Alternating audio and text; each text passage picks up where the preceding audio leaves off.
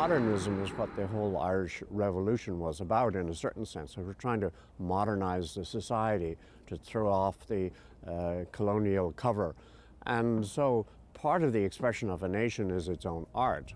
And so Ernie and Helen participated in the rejuvenation, the renaissance, so to speak, of what a modern art could be.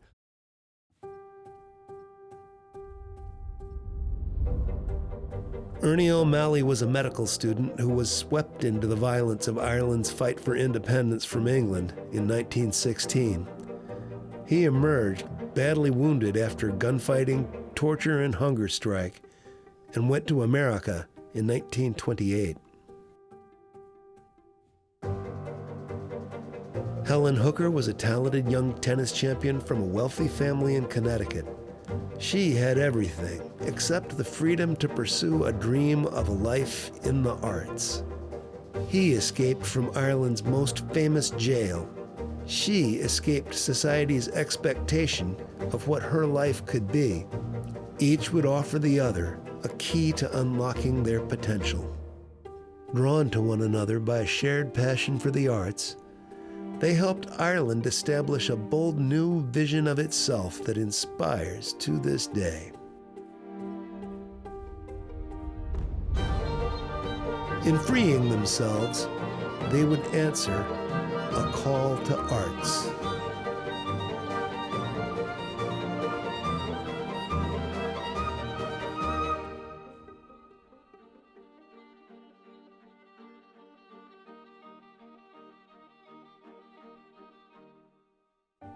In 1916, Irish life was interrupted by an unexpected insurrection known as the Easter Rising. The Irish Republican Brotherhood, the Irish Volunteers, and the Citizens' Army, anxious for action and independence, launched a daring attack on various sites in Dublin that represented British power. Ernie O'Malley was transformed by the events he witnessed in Dublin that Easter week of 1916. He was a medical student, and he heard of the Rising, and he participated in it. Not in an organized manner, but one thing that we learn about Ernie is that he was a man who took action when he saw the need to take action. I think his interests were intellectual, were in writing and the arts, and on the way he happened to be involved in the military. But for somebody who knew nothing about it, he did a whale of a good job. I was in a small way connected with the fighting in 1916, from which the new Ireland emerged. Badly wounded and captured, I read of my own death in a Dublin paper and a brief account of my career. I was to have been executed by the Free State government, but they hesitated to shoot me on a stretcher. I was in jails and internment camps for close on 2 years. When released, I was considered a hopeless invalid. When he refers to being a hopeless invalid, he refers to the numerous bullets he had received, both during the Tan War, War of Independence, as well as during the Civil War. On the last occasion when he was captured, he had at least 7 bullets in his body.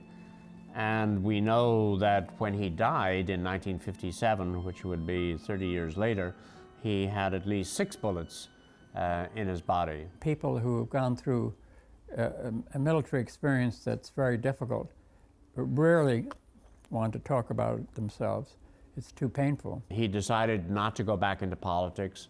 He had been elected a member of the Dáil, and he knew in his heart that politics and continued action was not part of what he wanted. And so coming to America allowed him a freedom to be himself. Here in America, I've been cut away from my own country, where I found I was developing into a symbol. This country has helped me to live my life apart from all the associative memories that intrude too much at home. Its impersonality and detachment have helped me to find something of myself. He had determined in 1929, as he expressed, that he wanted to spend his life in the arts and that the arts brought him happiness. that fundamental drive to write and to write his memoirs, his short stories, his poems, gave him the freedom to express himself. He floated in artistic and literary circles, and so he was not an Irishman to them. He was just a fellow poet, an author, a writer, and artist going through the challenge of life. And he enjoyed that. While in New Mexico, Ernie wrote his memoir of his revolutionary military experience, On Another Man's Wound. It was one of the 3 books in my father's library. My father was no scholar. He left school at the age of 12, but he had 3 books in his library. One of them was On Another Man's Wound, the second one was Guerrilla Days in Ireland, and the third one was My Fight for Irish Freedom with Dan Breen. The tradition of nationality had been maintained towards the end of our struggle, not by the intellectuals, but by the people, who were themselves the guardians of the remnants of culture. While Ernie was fighting in Ireland, Helen Hooker was growing up in Greenwich, Connecticut. She showed a love of art from an early age. Sculpture was very important to Helen because she was a stutterer, and my view on her sculpture is that it gave her an immediate expression which someone could see. She'd seen the work of William Zorak. She wanted to study with him and kept hounding her parents to permit her. They wouldn't let her. They thought, you're a society young lady. You were grooming you as a tennis champion. Why do you want to be a sculptress? And she persisted, and finally they sent her away to be consulted by a psychiatrist.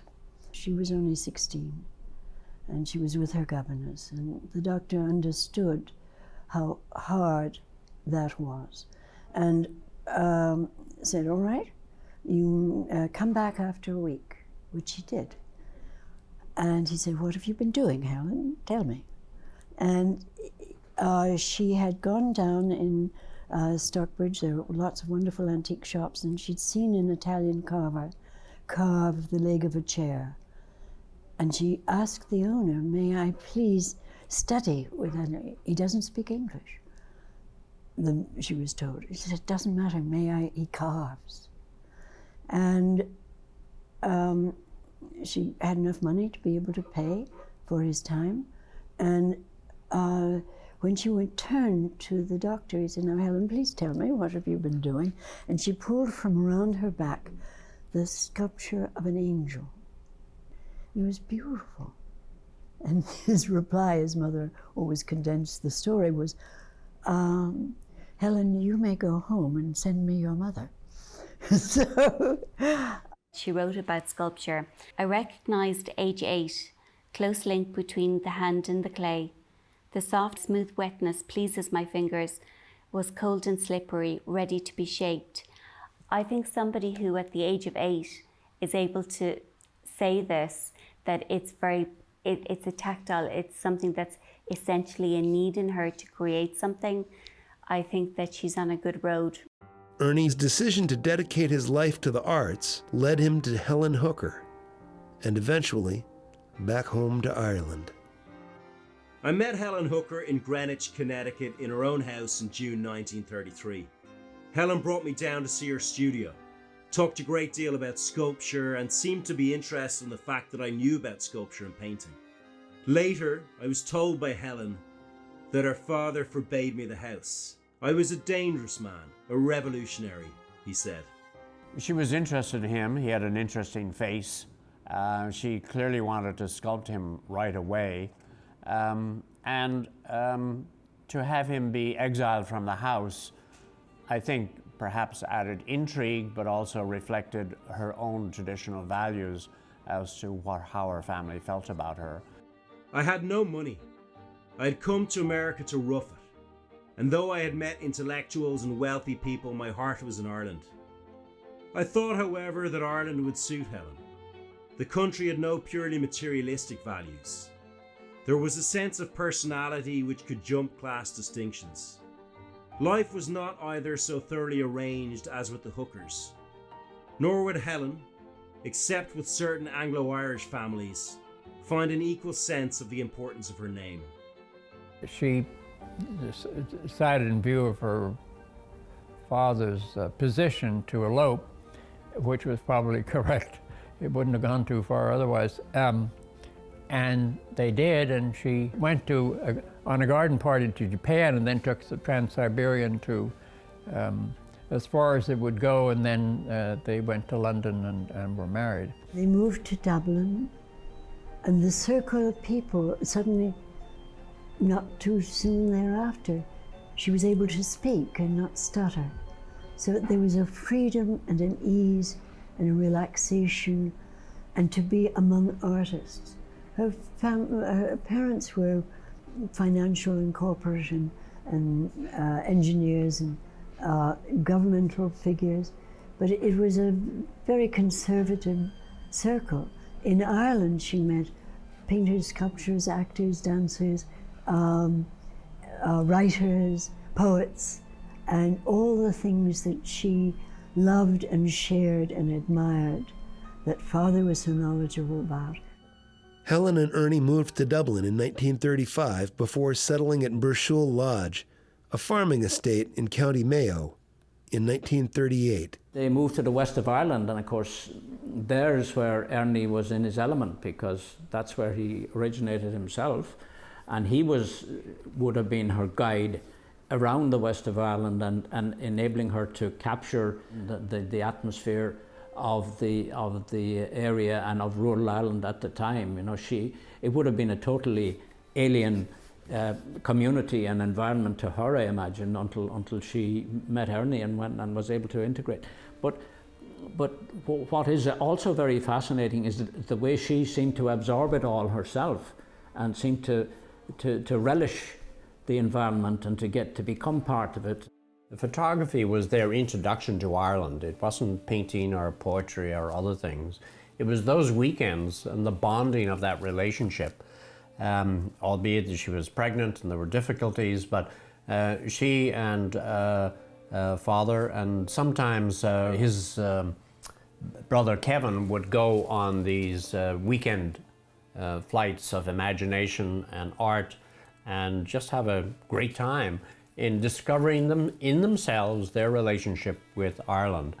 He had knew the countryside very well throughout the west of Ireland, because he'd been raising troops and training them there.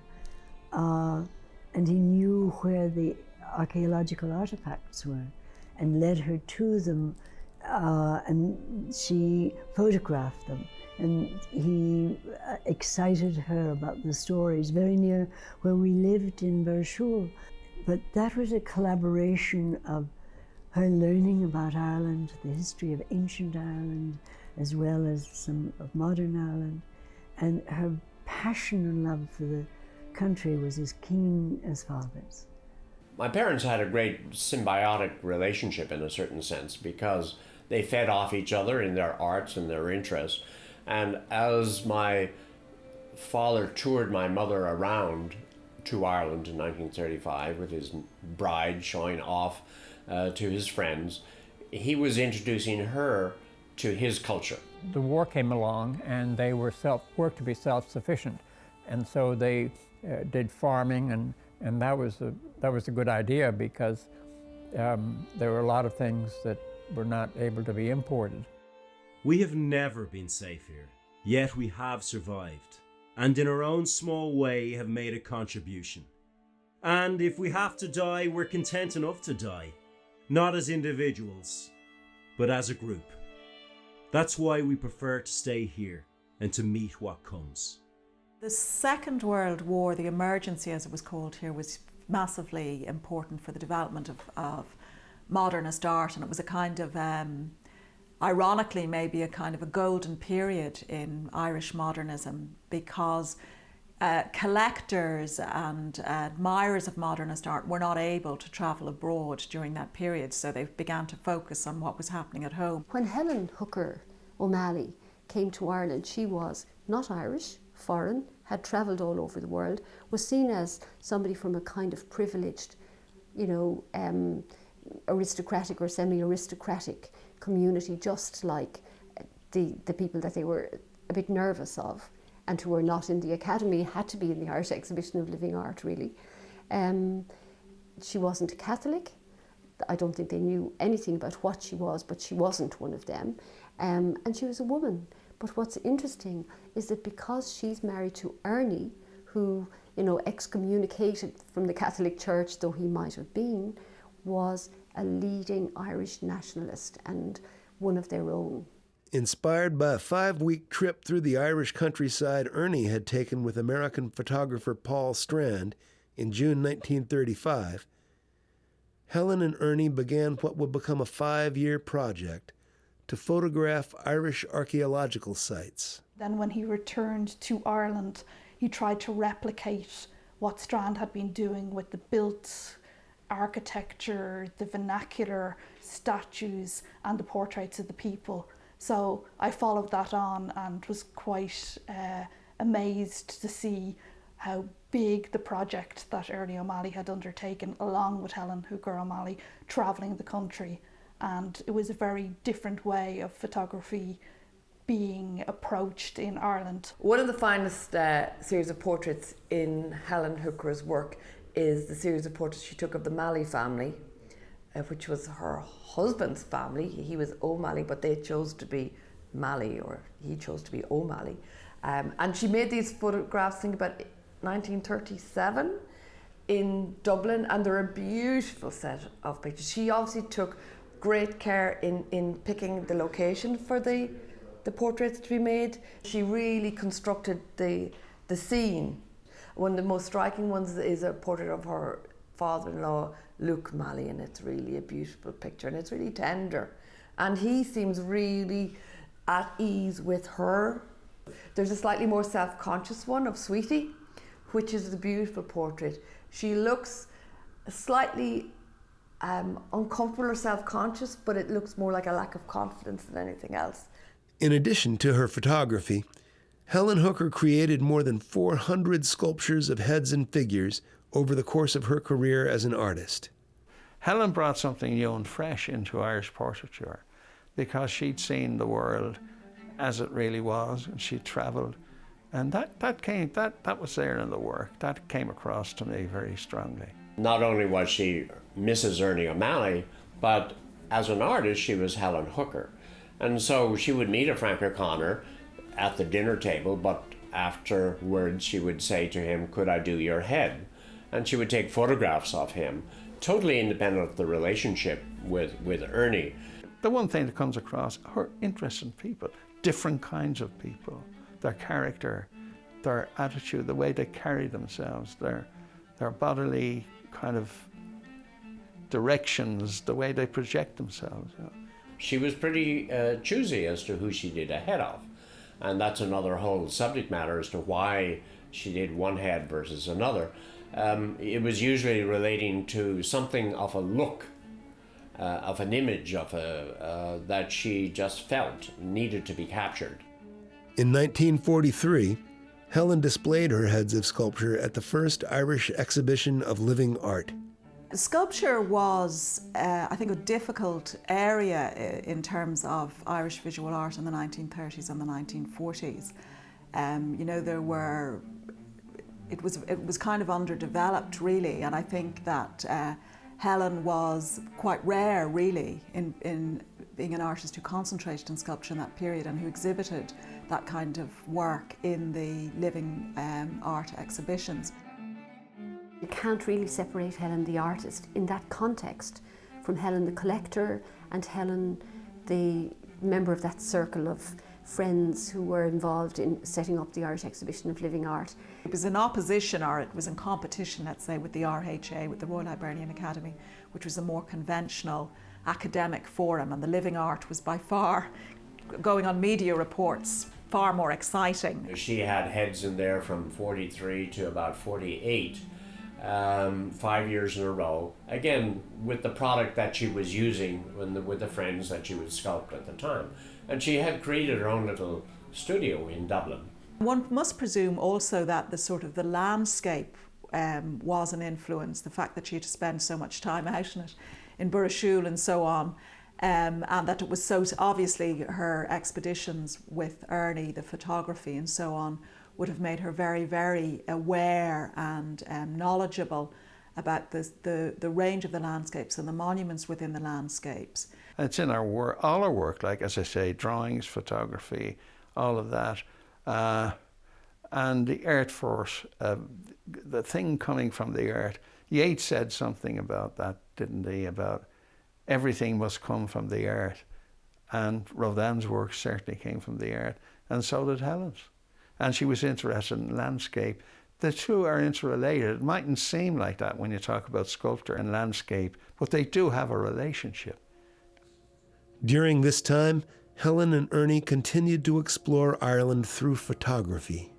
Their photographs and sculptures and the paintings that they collected really captured in a unique way Ireland of the 30s and 40s, a time of great poverty, much migration, emigration from Ireland to better, life elsewhere, but also captured the magnificent and troubled past of Ireland, documented monuments across the country.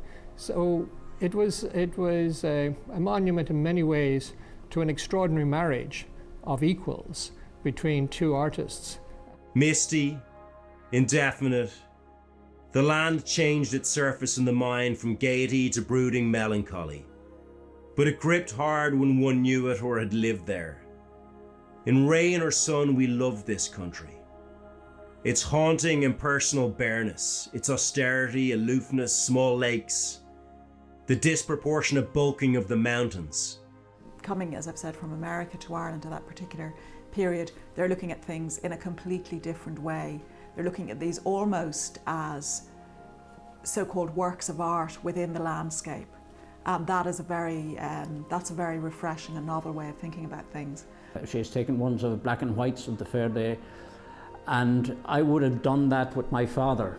I would have gone to those fairs, driving the cattle, getting up at 5 o'clock in the morning, a day off school. It was like all my Christmases together, and to get the cattle into a prime location at the fair in the centre of the village if possible, and waiting for the vultures to arrive, the cattle buyers to beat us down and so on. So I remember it very distinctly, so it brought back a lot of those kind of memories to me. We've spent some time here in Galway Photography looking and researching modernist photography in Ireland, and it was really interesting to see Helen Hooker's work and see how her photography was informed by a modernist aesthetic. I do like what we call Irish Gothic, which is her photograph of a farming family near Burrishoole, and that is a really nice, because I love the uncertain, quizzical look in the various people that she photographed.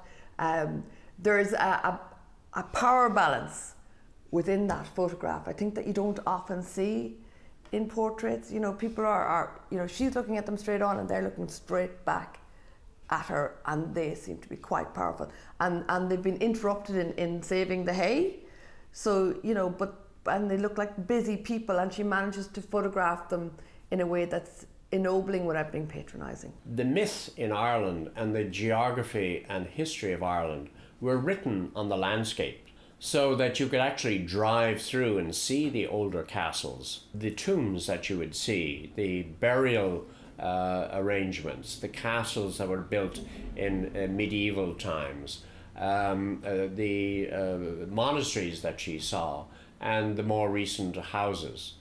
And so these sort of spoke to her in a certain sense. She understood them because she had this sort of eerie connection with the myth of human existence, and brought a certain spirituality to that, which she then tried to capture in her camera. This kind of very modernist approach to photography, seeing something kind of monumental in the structures, the way in which the turf was cut, the sort of detail that she looks at that kind of context. Again, looking at it from an Irish visual art point of view, that's very innovative and very different. In the exhibition, we included a section which we informally called Elusive Ernie, and in that set of photographs you see a fine portrait made of Ernie by Helen New York, but beside it are a series of photographs that were perhaps the start of their journey of discovery together in Ireland, where Ernie introduced Helen to Ireland by taking her to the sites, first of all, where he had been interrogated in Dublin Castle and where he had been imprisoned in Kilmainham Jail. Mother and father had a tiff on some subject, and father begged me outside his bedroom. There were always in the summer huge strawberries, and he said, please take a strawberry to your mother. And so her bedroom was at the other end of the hall, and so I walked down and I took 3 strawberries to mother, and she started to cry. It was a moment of peace. Helen returned to the U.S. after World War II and began spending more and more time away from her home and family in Ireland. I do remember earlier on she had some wonderful friends from Dublin, the head librarian Roisin Walsh and some other women who were really outstanding. I guess he resented her having friends there, which was too bad. He was happy with books and would talk to the local fishermen and record stories that they had and so forth. But my mother was an artist and she needed other creative people and friends to stimulate her. And so that was a shame, and that was, I think, part of the thing that tore that relationship apart. She wasn't interested in being a mother, and she didn't know how. I mean, every time she came home, it was a major disturbance. I mean, major. So it was much better when she wasn't there. He was so sensitive, and that's what attracted her, it seems, about him, you know, and insofar as I can judge, he must have been as well. But then again, not alone was he so sensitive, but he was opinionated and strong-minded and strong-willed like herself. So I could see how they would clash. You have your now carefree opportunity to do what you please, but maybe you prefer to be a Greenwich lady and reactionary. That, I expect, has its advantages also. Love, Ernie. Quite often a characteristic of Helen was she would follow her heart intent in the latest venture. And again, that's a reflection sometimes of what Ernie was. He had the capacity to be independent, and he too would pursue whatever his latest interest was. In 1948, Helen gave up the lease on the family house in Dublin. Ernie and the children remained at Burshul. Your brother and sister were sent to the Gaeltacht in Ring, and I think that would have been Ernie's doing. I'm not sure where exactly Helen was at that time, but anyway, she was anxious to get the children to join her, and of course Ernie wanted them to remain here. In March 1950, as the marriage was breaking down, Helen took drastic measures.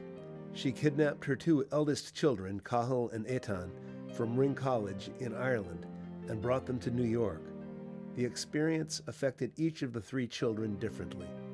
So we went out for lunch from the Irish speaking school, and I think at the end of lunch my mom mentioned that, by the way, we were going to the United States. I adored my father, and I missed him profoundly. I did not appreciate not being able to leaving Ireland with just my school uniform when I was 9. After the kidnapping, Ernie kept Cormac's location a secret and restricted his travel. No one knew where I was, therefore my mother could not find me. and take me away. It never felt scary. In fact, it felt quite secure. It felt partially like a game of hide and seek. But I was taken care of, fed, educated, and felt happy and content as I had my father in charge of my life. So there was no misgivings about missing the rest of the family, because I think children adapt very quickly to the circumstances they find themselves in. She deeply missed Cormac, and would cry. And I remember nightly coming over, especially in Colorado, I had to massage her. She taught me how to massage because of the stress of everything. She rued what she had done. Helen took legal action to evict Ernie from Birchul, but the effort was ultimately unsuccessful. She moved with the two older children to Colorado and was granted a divorce in 1952. Almost the minute that the divorce went through, she regretted it and wanted to remarry him, persuade him to remarry her. She was totally unsuccessful, because by that point, Father, in 1953, I went with Mother to Newton Hall to stay with Bob Swolston and her husband for Christmas, and Father was there. Father and Cormac were both there. But Father had a heart attack, and he was not well and was in a darkened room. When a family is split apart, you always regret that. And coming back and visiting with him was exciting but sad, because we both, I guess, felt awkward. I think, had the feeling that I deserted him, which really wasn't the case. My interpretation of his life is that his life was broken. Everything that he tried to failed. The Irish Republic, his health, the war, the treaty that he was against, the publication of his book, which resulted in a libel suit, the non-publication of the book of photography that he was hoping to do, the breakup of his marriage, the loss of two of his children, the later very bad health that he had at a very early age of early 50s. And so one thing after another, as I sort of summarized what he was doing, it just turned up to be broken.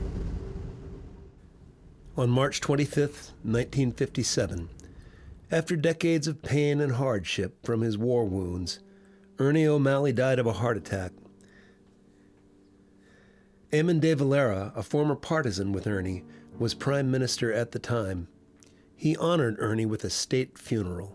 It was very timely, because if he had died, say 6 months or a year earlier, he wouldn't have had the state funeral, because the government in power was not the same. I think he was the only sixth person to be honored by that in the Irish Free State since it was founded. Of course, they were happy, I think, to celebrate a comrade. And so it was really quite amazing. I mean, I was somewhat overwhelmed by the state pulling out all the stops, because I perhaps didn't appreciate it at the time, but I just realized that wasn't an everyday event. I was only 14, and it was a most impressive process of long lines of military, of carrying the coffin draped in the tricolour, of having the president and the Taoiseach who were readily recognized even by me, be present in their long black coats, and then have the procession go slowly through Dublin over to the Glasnevin cemetery. It was such a profound sense of loss.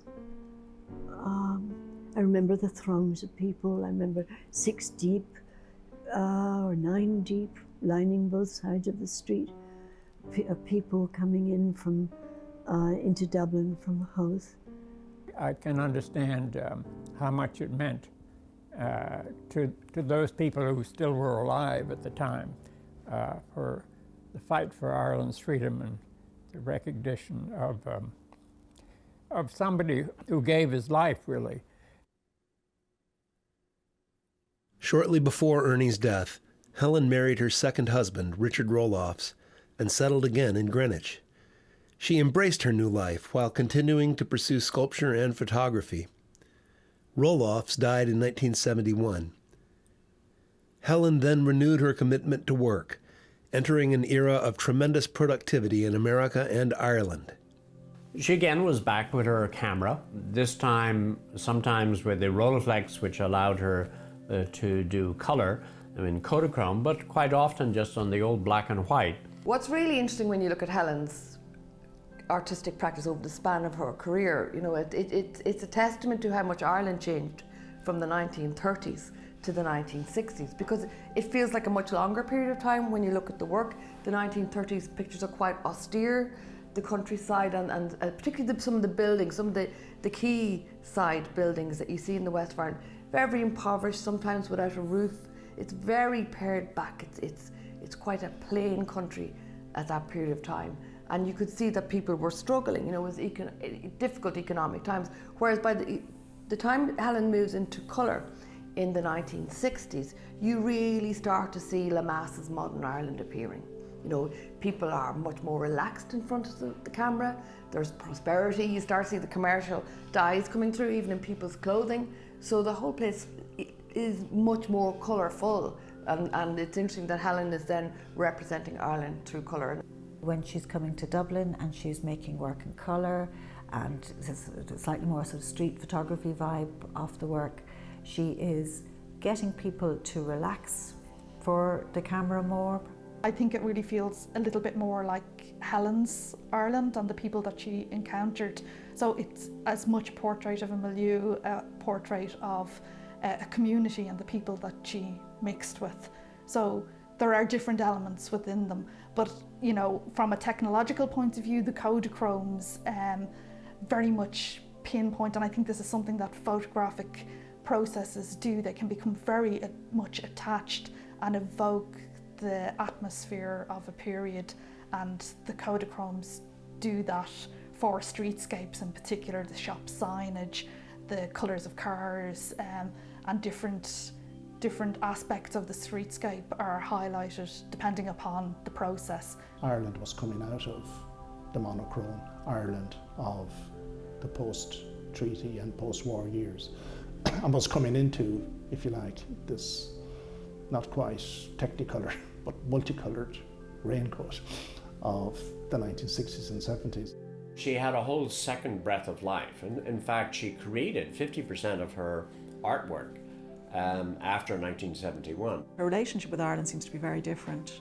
I mean, there are people that she knew very well, artists and writers, that there seems to be a more intimate, more direct connection going on. You can see her developing her own circle of friends and acquaintances. So some of the later photographs of some of the key people in her life, like Mary Lavin, are very relaxed. They're real intimate insiders. Helen seems very confident and robust in the way that she photographs these people.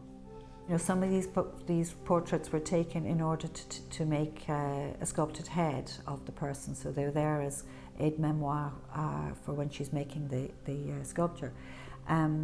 And possibly it's because they are aware that these aren't photographs, that she's just kind of doing these things, that they're very kind of comfortable in their own skin as well, and they're not kind of concerned about their expression, if you know what I mean. They're not saying, you know, why they're not smiling, they're not doing all the usual kind of sort of little dramas people do in front of a camera.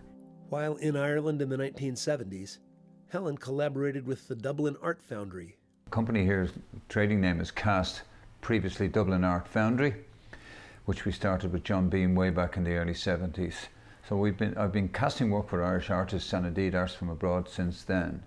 And I would truly say that all of the major sculptures in the country that have been cast and unveiled over that time have come through this foundry at one stage or other. She told me that she needed some bronze castings of heads mainly, and I said I'd be delighted to help her. And Helen struck me as a very formidable but very positive person from the word go. And we had a very good relationship because I understood her needs, and I was able to fulfill them. Helen O'Malley now, I met, it was an exhibition here in Dublin, and you know, she was telling me about New York, and she was talking about doing a sculpture. She'd love to do my head for some reason, you know. And so when I was in New York, you know, I met up a couple of times, and she was set up here in Dublin at Lansdowne Muse. And so I went along there, and she did photographs, and so I went back a couple of times, and so she started work on the sculpture. Helen was a very realistic person, a very real person. She could operate in a space that was just a space. It wasn't a kind of a dolled up studio with comforts. It was a very busy room, let me tell you. There was pieces everywhere. And then I started to wonder, goodness, you know, is this for real? You know, and of course it was, very much so. But I can still see the light, tremendous light that was in the studio. We were engrossed in all sorts of conversations about all different subjects, and to do with Ireland, to do with everything, and the arts in general. And I think it was only 2 sittings. You know, I went back once, and when she was halfway, and then I didn't have to go anymore. We had tea with the President De Valera in Ars and Uachtaráin in 1973, and she came home to the Russell Hotel that night, hired a second room, got the plasticine in, didn't sleep for 24 hours, and produced a head of Eamon De Valera. Just a remarkable head. No photographs were allowed, and she didn't ask.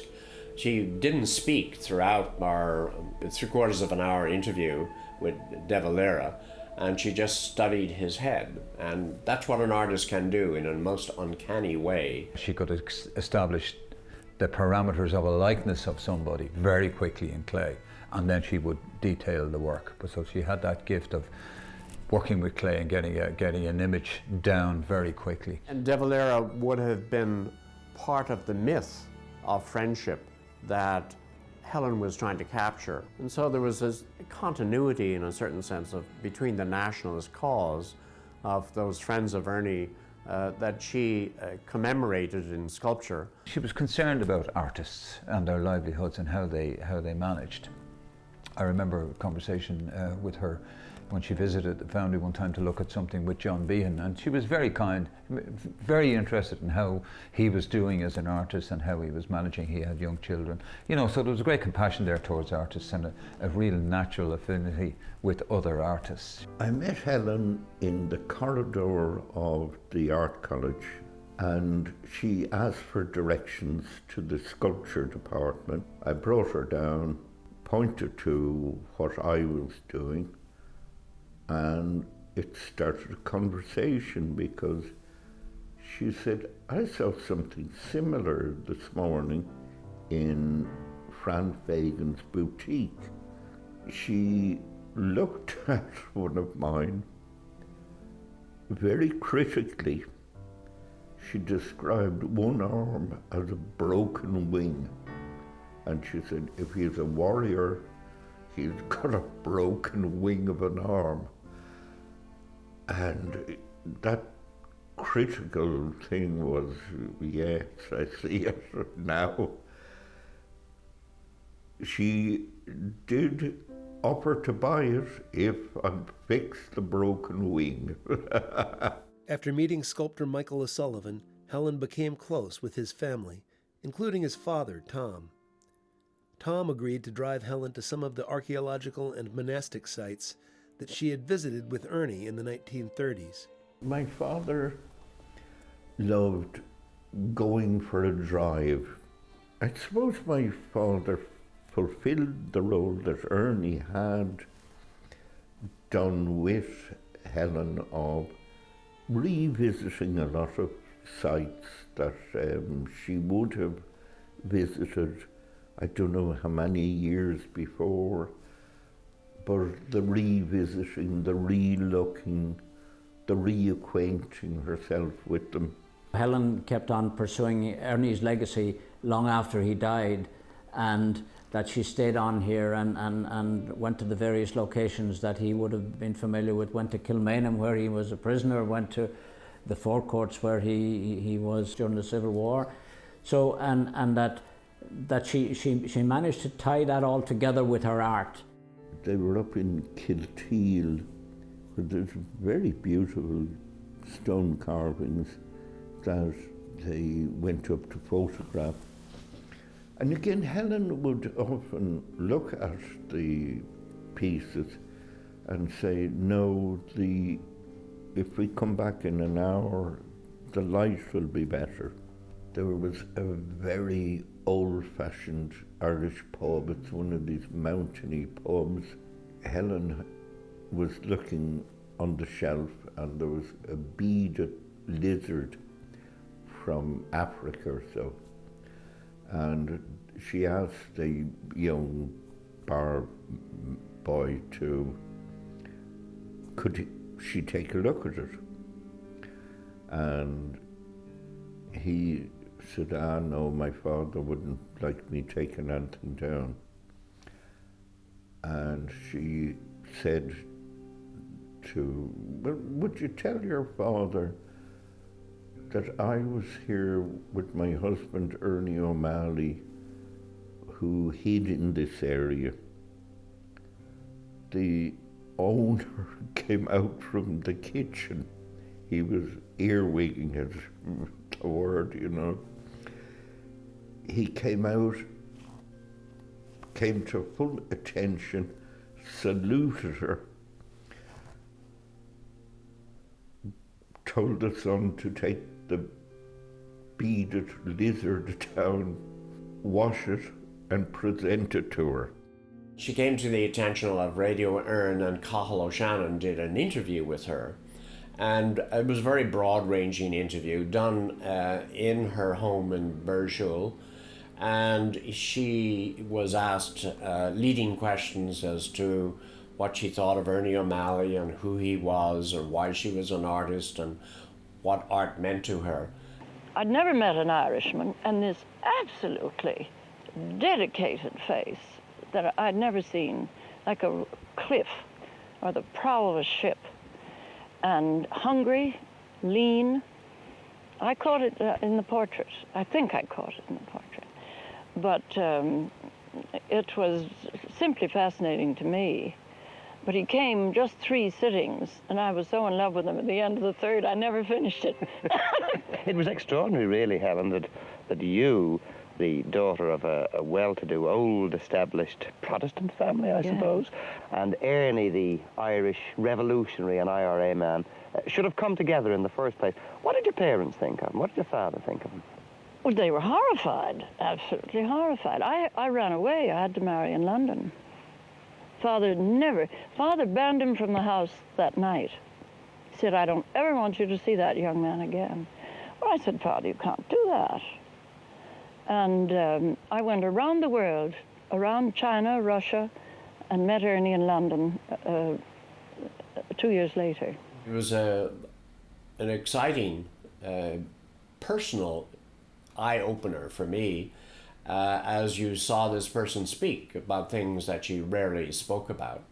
A pioneering spirit is really what Helen Hooker nails, and particularly I think in her life story from the very beginning, where she is really an independent person, and being able to be an independent person and seeing what somebody has done with that, you know, it's actually a very challenging thing, you know, personally to actually say, here's somebody who was free, and what did she do with it?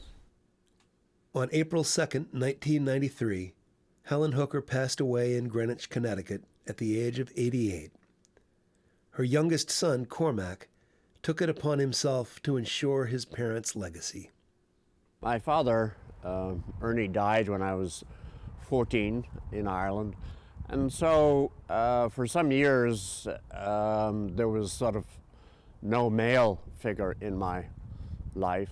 And it was really only later that I discovered, first of all, that I was missing one, and secondly, that there was a great man who was my father.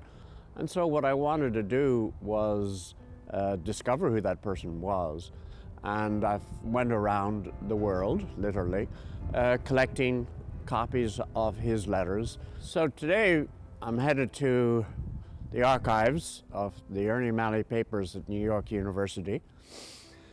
And it's yet another leg in the discovery, so to speak, of who Ernie Malley was by reading his own words and seeing the letters he wrote and the letters he received.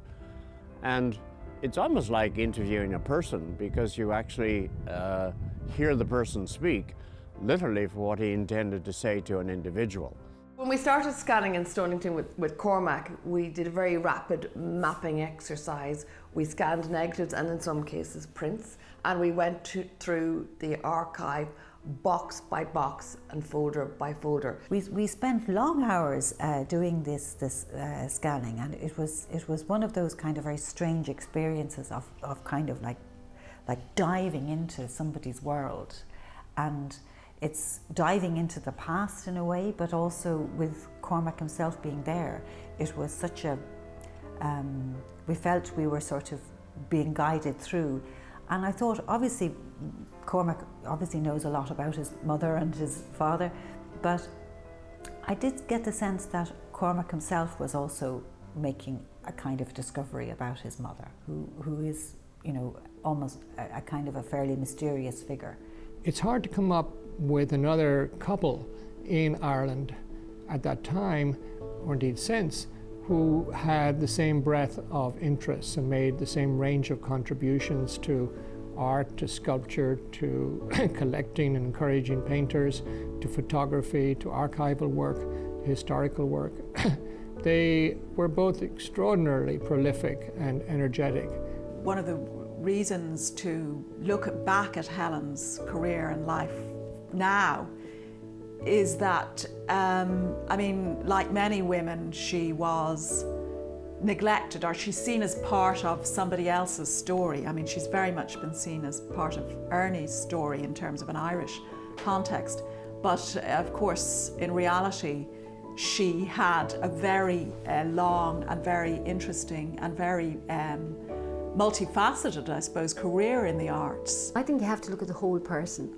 I would not separate her as an artist from Helen Hooker as a collector, as a traveller, as an educated woman of the world, and a woman of some influence because of her position. Because all of those, because she used that well, right? I mean, people can have a position similar to hers. It definitely helps to come from a fairly privileged background and so on. But where a lot of people use that to separate themselves off from the wider culture, she used it all the time as a platform from which she could enlarge people's horizons. There's very few people you'll ever meet that had Helen's abilities and vision of life and an embracing of life. It's like, as Joyce said, I go forth to forge in the smithy of my soul the uncreated conscience of my race.